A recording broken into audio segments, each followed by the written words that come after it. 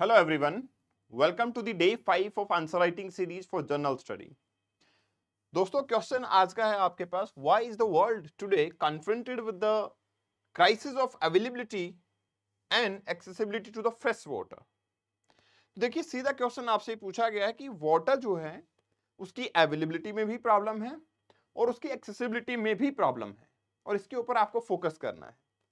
देखो यार सिंपल सा मेथड क्या होता है, यूपीएससी सिविल सर्विसेज एग्जाम के अंदर आप मेंस का जब क्वेश्चन लिखते हो तो आप ये ध्यान रखो कि अगर क्वेश्चन आपको किसी तरफ इशारा कर रहा है कि आपको 2 पार्ट में क्वेश्चन लिखना है, 3 पार्ट में क्वेश्चन लिखना है, तो आप ट्राई करो अलग अलग हेडिंग देके आप उनको उतने ही पार्ट में एड्रेस करोगे। जैसे यहां आपको साफ साफ बोला गया है अवेलेबिलिटी पे भी बात करनी है और एक्सेसिबिलिटी पे भी बात करनी है, तो आइडियली होता ये है कि आप दोनों की सब हेडिंग देके सेपरेटली इसको डिस्कस करोगे तो आपको अच्छे खासे मार्क्स मिलेंगे।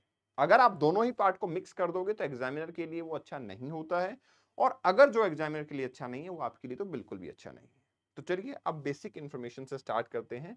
तो हमें पहले वाटर के बारे में बात करनी पड़ेगी। ये क्वेश्चन जो है ये बहुत ही जेनेरिक नेचर का क्वेश्चन है और जेनेरिक नेचर के क्वेश्चन में प्रॉब्लम ये आती है कि हम इंट्रोडक्शन में क्या लिखें। आइडियली अगर कोई टेक्निकल वर्ड है आप उसको डिफाइन कर सकते हो, बट यहाँ पे बहुत जेनेरिक सी इंफॉर्मेशन है, कोई ऐसा टेक्निकल वर्ड नहीं है जिसको आप डिफाइन कर पाओ। तो इस सिचुएशन के अंदर बेटर होगा आप किसी डेटा से या किसी कोट से अपने आंसर को शुरू करें। जैसे आप अपने आंसर को शुरू कर सकते हैं, according to UN by 2025 1.8 billion people will be living in the region with absolute water scarcity and 2/3 of the global population could be under water stressed condition। आप यहां से अपने आंसर की शुरुआत कर सकते हो। This can be the method, this can be the way, this can be the starting of your answer writing. अपने आंसर को लिखने के लिए ये स्टार्ट कर सकते हो आप। इसके बाद में आप थोड़ा और डेटा भी एग्जीक्यूट कर सकते हो कि 17 कंट्रीज वर्ल्ड के अंदर ऐसी हैं, रिसोर्स जो आपके बेसिकली वर्ल्ड रिसोर्स इंस्टीट्यूट है उन्होंने एस्टिमेट किया कि 17 कंट्रीज हैं जो कि लगभग 1/4 ऑफ द वर्ल्ड पॉपुलेशन को पोजेस करती हैं। उनका आपके एक्सट्रीम वाटर स्ट्रेस देखने को मिलता है क्योंकि अपनी 80% सरफेस वाटर को कंज्यूम कर चुके हैं। तो अब हम बात करते हैं पहले अवेलेबिलिटी पे। अब आपके 2 पार्ट आ गए हैं, तो first of all you need to talk about the first part. First come first वाला पार्ट है availability of fresh water resources की अवेलेबिलिटी में कैसे प्रॉब्लम आ रही है फ्रेश वाटर रिसोर्सेज से। तो पहली तो प्रॉब्लम ये पॉपुलेशन ग्रोथ और अर्बनाइजेशन पे हम बात कर सकते हैं कि देखिए पॉपुलेशन ग्रोथ एक्सपोनेंशियली हो रही है। वर्ल्ड 8 बिलियन पॉपुलेशन को क्रॉस कर चुका है और उसके साथ साथ में अर्बनाइजेशन भी काफी बढ़ रहा है, और अर्बनाइजेशन के अंदर हाइजीन को मेंटेन करने के लिए even the concrete floor cover हो जाता है, पानी ज्यादा यूज भी करते हैं और वो वाटर रिचार्ज भी नहीं हो पाता, वो क्रिटिकल कंडीशन देखने को मिलती है।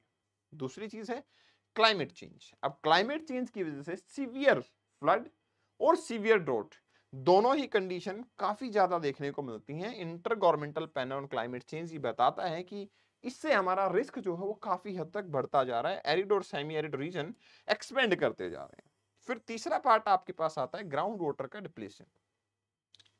देखिए मैं आपको बताना चाहूंगा जो हमारे पास फ्रेश वाटर रिसोर्सेज है उसका अच्छा खासा अमाउंट एग्रीकल्चर में इरिगेशन के लिए यूज होता है, और मेजोरिटी ऑफ द एरिया में वर्ल्ड के हम ग्राउंड वाटर का एक्सट्रैक्शन करते हैं इरिगेशन फैसिलिटीज के लिए। अब आपको पता है कि इतना ज्यादा पानी जब यूज होगा तो ग्राउंड वाटर एक्सट्रैक्शन अपने पीक लेवल पे है, जिसकी वजह से सिग्निफिकेंट डिक्लाइन जो है वो वाटर टेबल के अंदर हमें देखने को मिलता है जेन्युइनली। वर्ल्ड बैंक की माने तो 20% ऑफ वर्ल्ड एक्विफर्स जो हैं वो ओवर एक्सप्लॉइटेड देखने को मिलते हैं। इंडिया, चाइना, यूएस ऐसे रीजन है जिनमें ये सिचुएशन काफी क्रिटिकल है। फिर पोल्यूशन ऑफ वाटर रिसोर्सेज की बात करेंगे तो वर्ल्ड हेल्थ ऑर्गेनाइजेशन का कहना है कि around 2.2 billion people globally lack करते हैं हेल्दी वाटर के लिए, क्योंकि हम इंडस्ट्री का वेस्ट वहां पे डंप कर देते हैं। आपका इसी ये प्रोसेस लगातार चलता चला जाता है, तो हमारे लिए काफी क्रिटिकल प्रॉब्लम देखी जा सकती है। Then it comes to the glacier melting. देखिए ग्लेशियर मेल्टिंग की जब बात करेंगे तो ग्लेशियर जो है वो अच्छे खासे सोर्स है हमारे पास वाटर का। अब ग्लेशियर मेल्टिंग जिस हिसाब से होगी तो फ्रेश वाटर अवेलेबिलिटी कम हो जाएगी। अब फ्रेश वाटर अवेलेबिलिटी अगर कम होगी तो हमारे लिए वो एक क्रिटिकल इश्यू बन जाता है। 1.3 बिलियन पीपल एशिया के अंदर सिर्फ और सिर्फ ग्लेशियर वाटर पे डिपेंडेंट है। अब ग्लोबल वार्मिंग होगा, ग्लेशियर मेल्ट हो जाएगा तो वाटर स्टोरेज खत्म होगा, वो भी हमारे लिए प्रॉब्लम है। फिर डिफॉरेस्टेशन और लैंड यूज चेंज। डिफॉरेस्टेशन से होता यह है कि जो आपका नेचुरल वाटर साइकिल है वो डिस्टर्ब हो जाता है। डिफॉरेस्टेशन होता है तो ट्रॉपिकल रीजन के अंदर हमें ये देखने को मिलता है कि land is more expose towards sunlight. And that's why there is more evaporation and water scarcity. तो ये कंडीशन हमारे पास डिफोरेस्टेशन से देखने को मिलती है। और उसी लैंड को अब यूज कैसे कर रहे हैं हम? इंडस्ट्रियलाइजेशन के लिए, अर्बनाइजेशन के लिए। इतना बड़ा एरिया जब हम इंडस्ट्रियलाइजेशन अर्बनाइजेशन में कवर करते हैं तो हमें ये पता लगता है, प्रॉब्लम हमें ये आ जाती है वहां पे कि under those conditions, under those situations हमारा वाटर रिचार्ज ही नहीं हो पाता। फिर ओवर यूज करते हैं हम सरफेस वाटर का।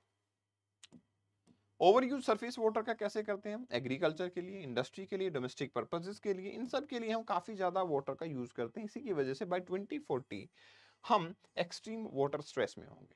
फिर सैलिनाइजेशन, देखिए ओवर इरिगेशन की वजह से, over extraction of ground water की वजह से आपका जो एनवायरमेंट है वो सलाइन हो जाता है, वाटर भी सलाइन हो जाता है। और वाटर सलाइन है तो यार वाटर सलाइन तो हमारे पास ओशियन में भी प्रेजेंट है।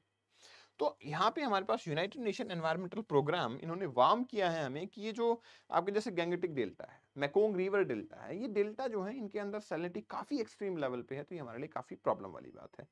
ये पहला पार्ट आपने डिस्कस किया। अब दूसरा पार्ट आता है आपका अवेलेबिलिटी के बाद में एक्सेसिबिलिटी के ऊपर बात आती है कि फ्रेश वाटर रिसोर्सेज एक्सेसिबल कितने हैं। तो पहली चीज तो इनइक्विटेबल डिस्ट्रीब्यूशन है। इंडिया का एग्जांपल आप दे सकते हो।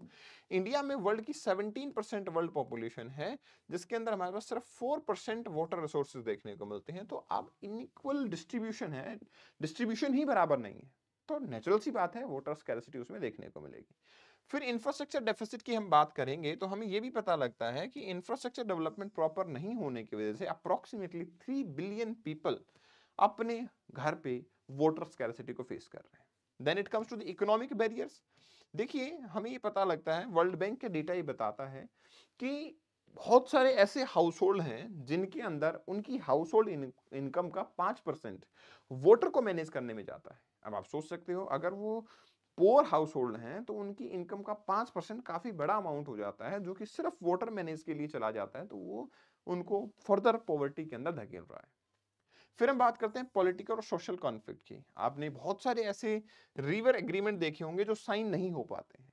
इवन इंडिया के अंदर जैसे यमुना के ऊपर डिस्प्यूट है, कावेरी वाटर डिस्प्यूट हमें देखने को मिलता है। तो देखो हमें ये पता लगता है कि पॉलिटिकल डिस्प्यूट्स की वजह से एक्सेसिबिलिटी प्रॉपर नहीं हो पाती है। तो इसको भी हमें सॉल्व करना चाहिए। फिर वाटर मैनेजमेंट प्रैक्टिसेस वो इनएडिक्वेट हैं।